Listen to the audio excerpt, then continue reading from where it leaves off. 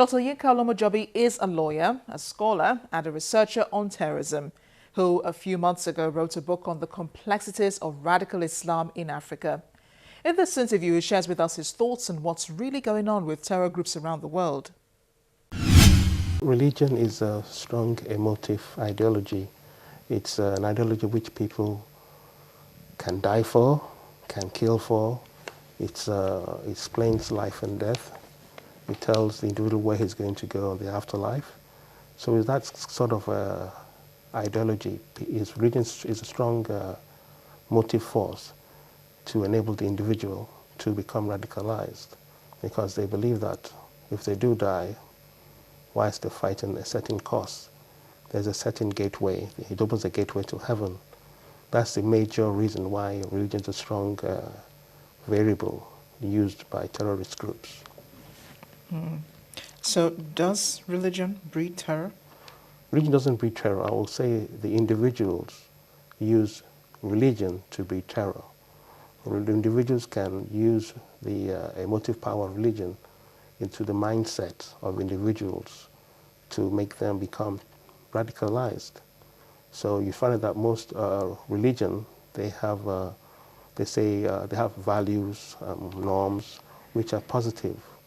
But you find certain people would like to use religion to distort its true meaning, to distort it from its normative ideology.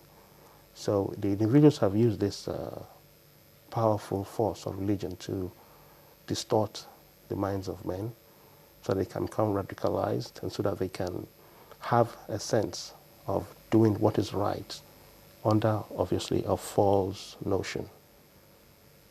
So we could say that such people probably do have a mental problem or a psychological problem. If you have to twist an ideology for a certain purpose. Well, religion has been used in the past. It was used by Hitler, when he called Christianity scientific Christianity. He used it to explain that the fact that the Aryan race was more superior to other races. It has been used to explain many times in history why some people are more superior than others. In today's present world, it has been used by radical Muslims to explain their quest for a caliphate. But we have to remember that this quest emanates from Salafist Islam. It's an ideology which emanates from Wahhabism in Saudi Arabia. And what they crave for is they want to create some sort of caliphate in the world. So this is borrowed by many of the emerging groups today, Boko Haram, ISIS, Al-Sadin, and Al-Shabaab. In more than 10 years, we've become more aware of terrorism and terrorists and their activities. Why do you think this is happening? Well, after the Cold War, the world has emerged into a new sort of ideological divide, which is the Western world against the Islamic civilization. This started with 9/11, where you have groups like Al-Qaeda. They have a desire of creating a global caliphate. And you have other groups emanating from Al-Qaeda, like ISIS. Al-Qaeda wants a caliphate, a world caliphate, and then they contend against Western institutions. ISIS wants a regional caliphate stretching from the global states all the way to Eastern Europe. And when we come down to Nigeria, Boko Haram wants a localized caliphate within northern Nigeria. So it seems that after the fall of capitalism and communism, these groups have come out and they want to create their own identity. Now, for more than 3 years, we've seen the rise of the Islamic State, which has threatened and taken hold of territories and cities in Iraq and in Syria and more recently in Libya. Why has the war lasted so long despite the intervention of Western powers coming together to fight the Islamists? Let's look at it from this way. From 2003, America had some sort of war with Iraq. They came in, but they didn't understand that Iraq was a complex society, was divided on sectarian grounds. The Sunnis, the Shias, and the Kurds. So they got in within a few weeks, and later became destabilized. So after that, we have the growth of ISIS. So looking at it from this point of view, you find that it's very difficult to come out today and win the war against ISIS. And again, in other countries like Boko Haram, in Nigeria, Boko Haram, you find that there's a strong elements of militants, ethnic militant groups like the ECOMOG, which was founded by a former governor, Sheriff, his name was, where you used unemployed youths and youths who are not educated to foment an ethnic sort of militia group. Those people, members of this group, now emanated into Boko Haram. And you find that it's quite difficult to stop these groups from transforming from one group to another. So that is why Al-Qaeda was transferred into ISIS. And one has to be careful so that ISIS doesn't transform into another Islamic terrorist group. In other words, it cannot be defeated, is what you're saying. Well, the West, it can be contained, and I think the best way to contain it is by talking with them, not by negotiating, because ISIS, aside from a religious variable, it also has a political goal, which is to establish some sort of caliphate. And if you remember, history tells us that in 1972, the British government did have some talks with the Irish Republican Army, which eventually led to some sort of peace arrangements, the Good Friday peace agreements in the 1990s.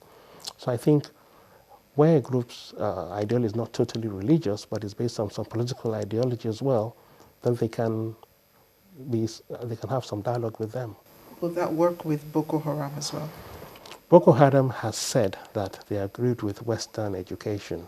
And the reason why is because the people who have been pulverized have found that the leaders who have been trained by Western education have not been able to give them equitable education, equitable living. So they're saying that, look, we don't have faith in Western education because the leaders are corrupt. And so their religion has been used to channel their grievances and then form groups such as Boko Haram. Now, once our leadership can create a society which is equal, more equitable, then the existence for Boko Haram will no longer be needed. It will die away. But once people are still going through these problems of underdevelopment, no education, the group will still subsist. You've already written 2 books that talk about the relationship between Islam and terror. What's the most revealing thing you've found out in the course of writing those books? The most revealing thing is that grievance, where people are grieved in any part of the world, and where religion is a primordial identity marker or foremost identity marker, it could be channeled into terrorist ideology, because people will look at other states, the Western states, and find out that they are living in a decent existence. So where you have the ISIS in Iraq, it was destabilized by, Iraq was destabilized by America in 2003. People began to become aggrieved and then channeled their grievances into religion. And likewise, other West African countries. You go to Al-Shabaab in Somalia. Somalia was once upon a time a failed state. Mali is one of the poorest nations in the world. Northeastern Nigeria is immersed in poverty. So when you have poverty, then it's a fertile ground for radical Islam to germinate. But is that an excuse?